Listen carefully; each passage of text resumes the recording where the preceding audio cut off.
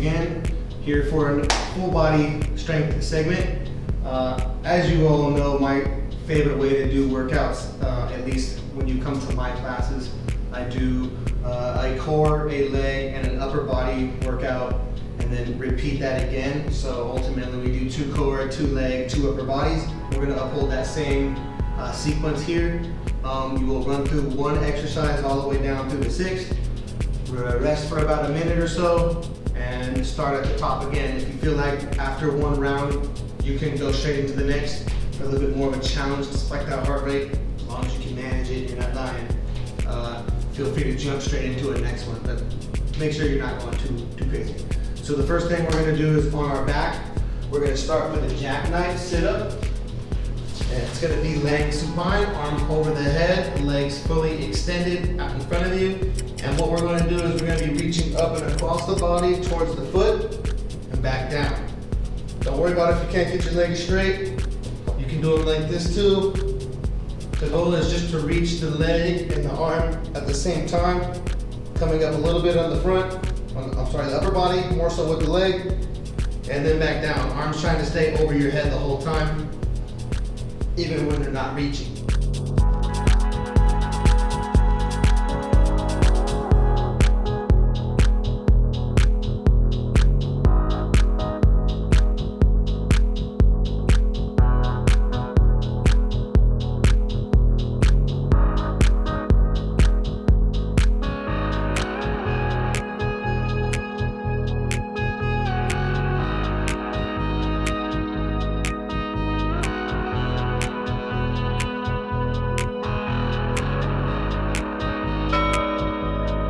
After, we're going to stand up for the legs and do a little single leg action. What we're going to do, take a seat and do a sit down and stand. Now this might vary for you depending on what size your chair is. So if your chair is too low and you need a boost, I'd recommend maybe using a pillow, a couch pillow, or your pillow from your bed to kind of give you a little bit of more of a cushion, or a boost I should say. But what we're going to try to do is a single leg sit down and stand up. So hands can be free for more of a challenge. You can lock them tight, but you're going to stand up all the way and then try to sit yourself back down nice and slow.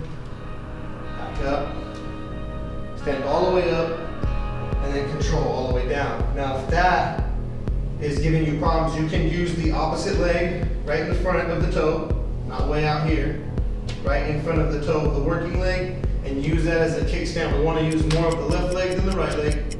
We're going to stand up and then try and control sitting down as slow as we can using assistance.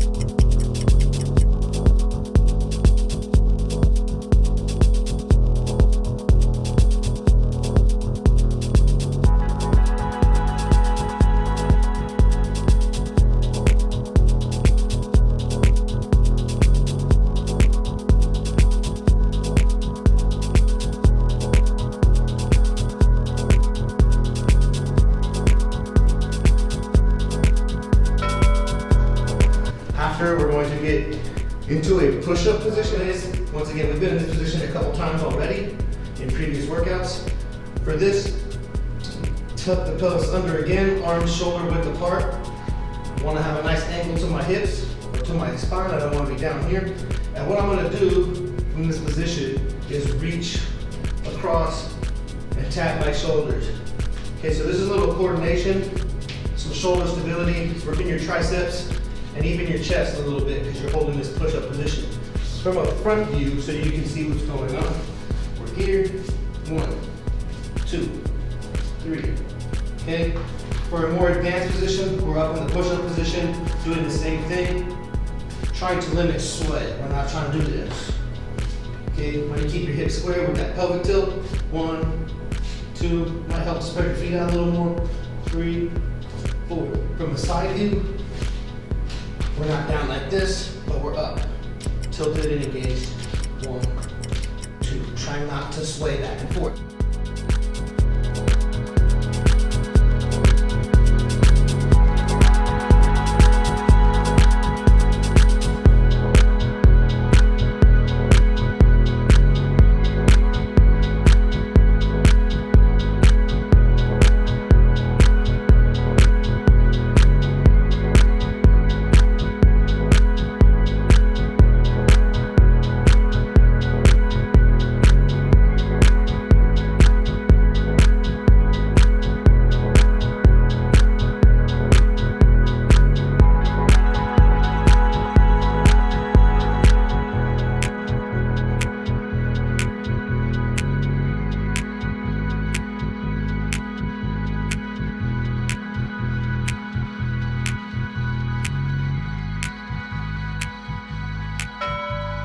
Okay, onto the back for what we call a hollow hold.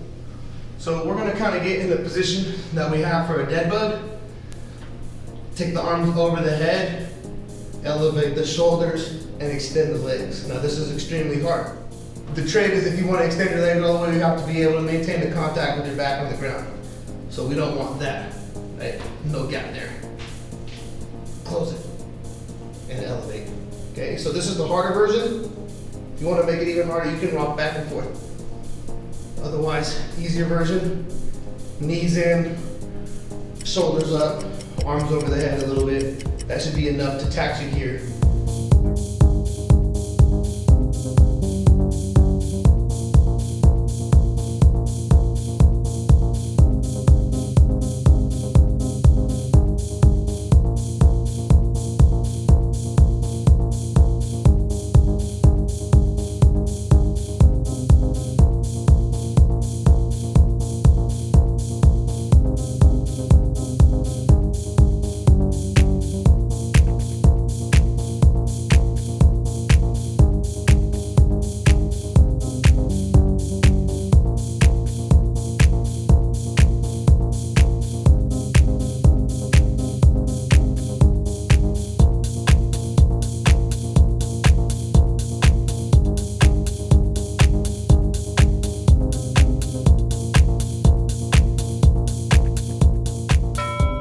Once again, all fours. We're gonna do a hip extension, which is for my glute. So with my knees and hands, or arms spread shoulder width and hip distance apart, I like to take one leg, bent, and kick it straight up like I'm trying to kick the roof with my sole of my foot, and then back down. Up, down. What I don't want is excessive arching of the back, right? Or lordosis, we call that. We just want to go up, down, up, down. Bent leg is a little easier if you want to use more weight of your leg, extend your leg straight back, kick it straight up, down, down. If you want to play with angles and get more side booty, go across and away, across and away. So we're going to do 30 to 60 seconds of work on each side just because we're using our leg only.